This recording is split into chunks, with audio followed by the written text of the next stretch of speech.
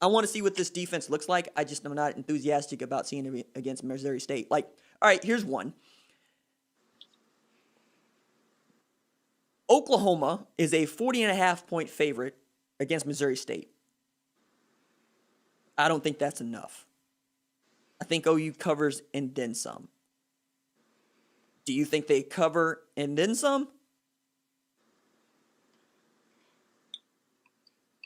I'm not a gambler, man, so my grandfather told me not to go down those vices. But yeah, I'd say they probably cover and then some. Well, I asked that question because of the COVID, right? Because, like, I'm glad you said it. Well, but this true. Like, all right, if you, in this age of nobody got any reps, because that's what I'm going to call 2020 up until September. Nobody got any reps. You're going to have to get all your reps in live games, which is to say that, like, normally we would see Oklahoma pull it off maybe start of the third quarter after the first series. Now they might play the entire third just so they can get all these ones, the reps that they weren't able to get in spring, weren't able to get in summer. They even had to cut out some of their preseason practices either for COVID reasons or for, Black Lives Matter reasons. And I looked around and I said, man, everybody's had to do this. So that's interesting. And then you got a Missouri State squad that they know what it is. They're going to make $650,000 to play this game. So they're going to play this game. But I'm not going to begrudge them if they don't give it their all, or if they look at some of these dudes and be like, nah, man, I don't want that ball. You can have it. Well, like Missouri State's in the, like you talk about the unreliable offseason that OU has had. Missouri State's in the exact same position, but now they're working with, less talent than Oklahoma is. So the game could be close, and I wouldn't say that would be out of the something that is widely unexpected, or it could be they get blown out by 60. Both of those are on the table. Yeah, and I could just as easily see this being 70-0, and that being a light day at the office for Spencer Rattler in his debut. I don't really want to. Go ahead. I say I don't. It's not even that. Say 70-0 is like, okay, it was kind of a walk in the park. But I can also see it being a 23-0 slog. Ooh, describe to me how that looks. Oh, it's just a whole bunch of rust not being like of maybe Missouri being slightly better in a handful of positions and a handful of miscommunications for an offense that hasn't had a full offseason.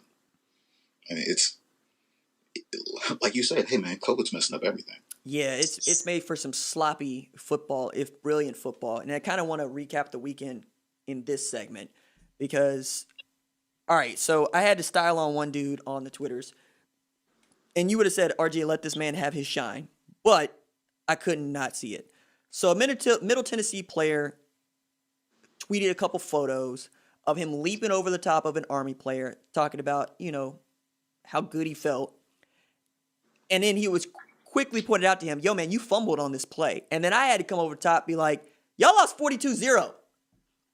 Maybe don't put yourself out here as a pinata, because we all watched that game.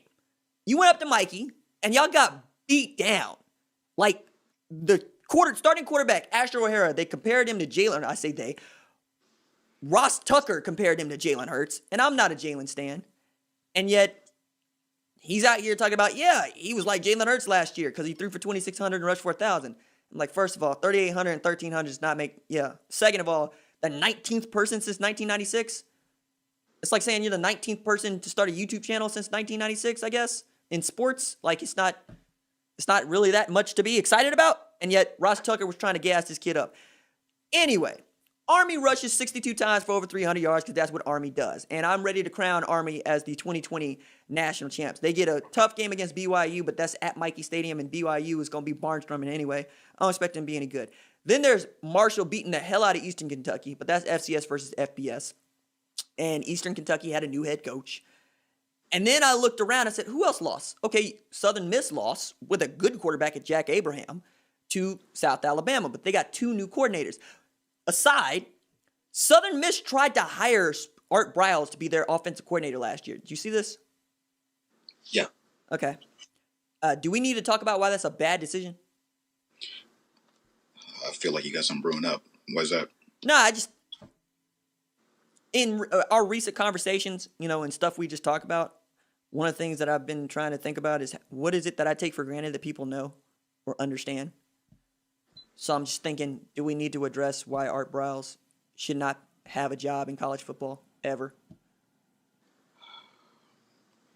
That's not any heat that I want to take on at the moment. Okay. But moving on. But I want you to know I'm right there with you. Whatever you're about to say, I agree. Okay. Then we will leave it there.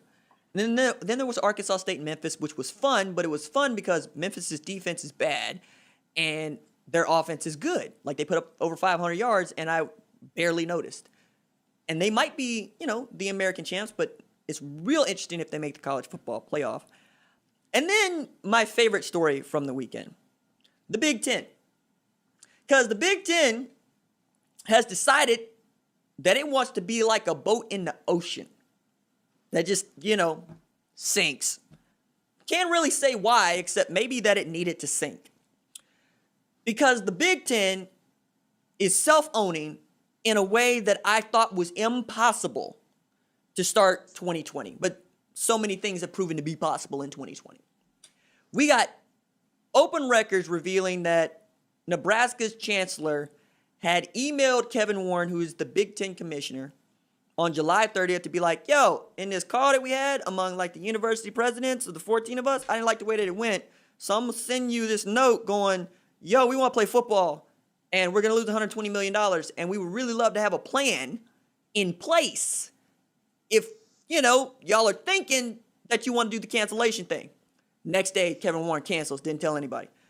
But apparently, he took his direction from a vote that they held, which is to say they gave him the authority to make a decision on playing football or not playing football.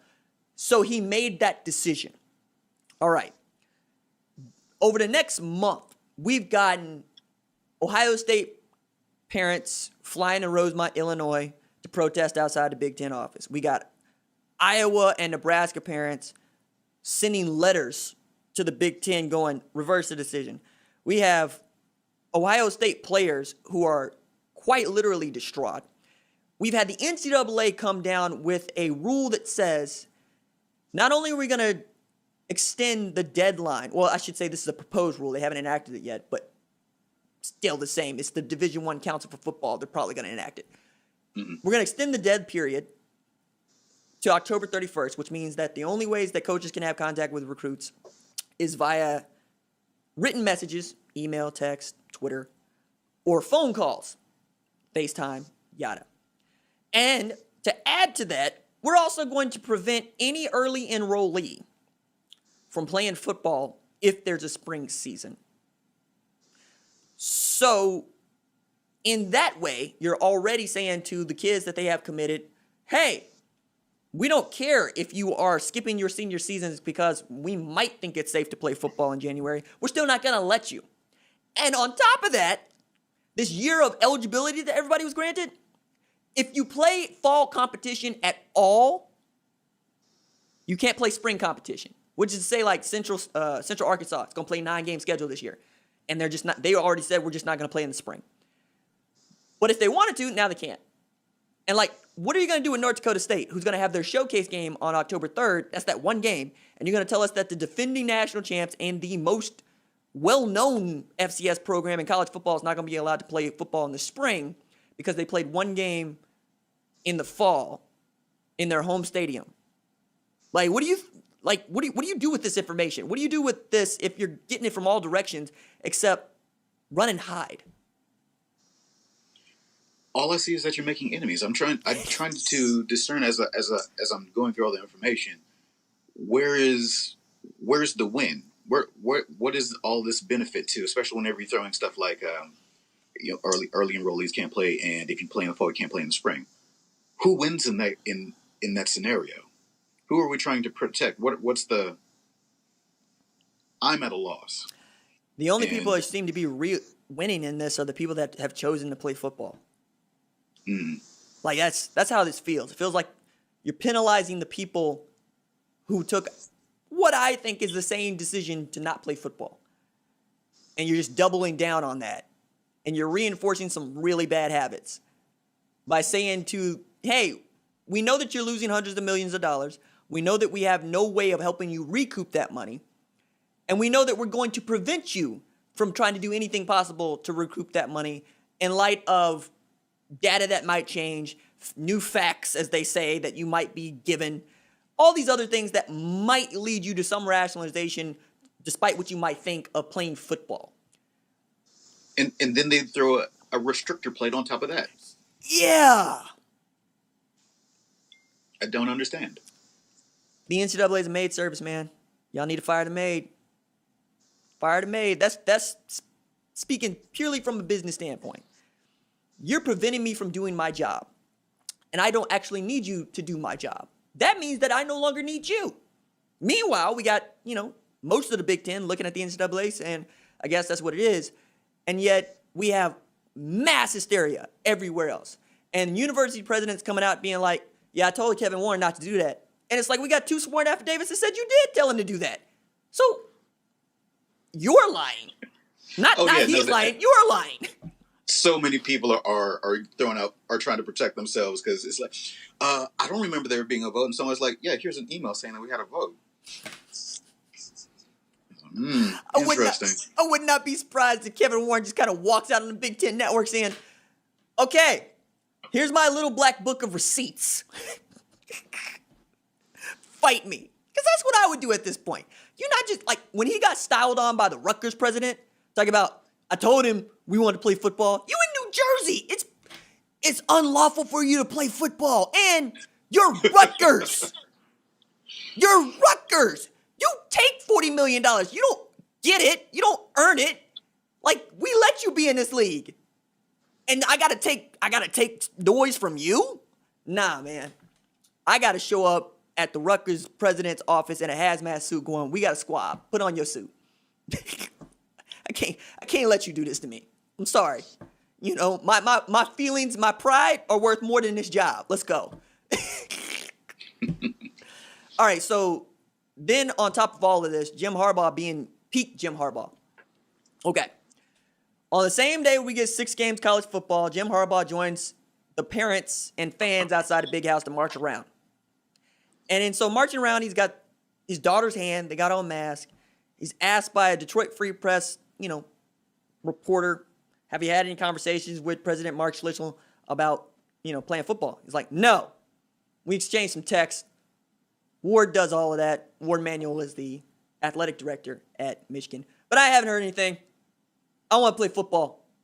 They're preventing us from playing football. And then he invoked stuff like freedom. And I'm like, okay, Doc, you making $7.5 million to lay in the cut, and you out here calling out the president of the University of Michigan. That's a good way to lose your job. Like the president of Michigan, University of Michigan, he might actually lose his job, but he might fire you first. So, if you're Jim Harbaugh, where's the win here? Who are you trying to win over? Is it future recruits that aren't going to be able to play? Is it the players that going to do what you tell them anyway because they don't have any agency whatsoever? Or is it a fan base that is so fickle because you ain't beat Ohio State? So, why is Jim Harbaugh sticking his neck out against the Big Ten and the NCAA? I know he's probably read the tea leaves. He's not the dumbest man on the earth. So I'd say that he knows that if he doesn't win, he's out of there anyway. He knows that if he probably doesn't have a great working relationship with the president, and so now he just has an opportunity to be free. He's the best type of lame duck. In the best case scenarios, they do play. Michigan is good. They finally beat Ohio State, and hooray, underdog story. He gets to keep his job. Otherwise, if he loses his job, he's the fraternity of coaches. He's going to have have a high profile interview or offer 7 minutes after he leaves office in the NFL. In the NFL. Okay. All right. Yeah. I had a really great conversation on the podcast that y'all can go download and listen to with Martin Warren about Jim Harbaugh, kind of sort of changing my opinion about Harbaugh.